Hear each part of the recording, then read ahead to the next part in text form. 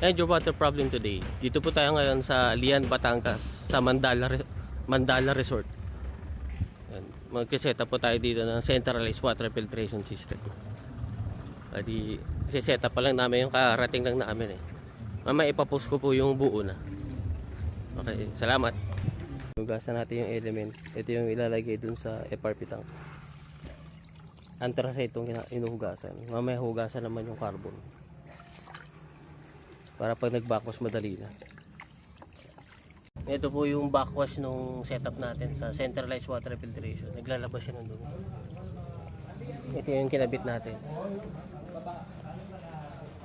4 stages of water filter, multimedia, water softener, saka brine tank.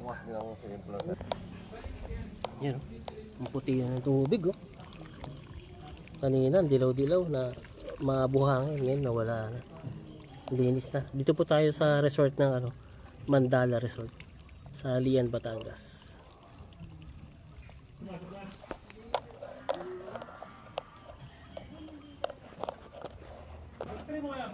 Centralized water filtration system. Message lang po sa mga paggawa. Salamat. Dali rin. Yan yung water problem today. Dito po tayo ngayon sa Lian, Batangas.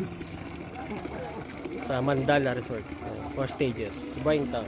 Multimedia. Water softener. Naglagay lang kami ng abang dito kasi iduduktong pa nila dito yan. Sa storage tank. Sa amin kasi ito lang yung nasa kontrata namin. Linya lang. Kasi ito sa kanila na ito. Ng puting-puti yung tubig. Ayos. Wait lang sa sumagpagawa. Salamat.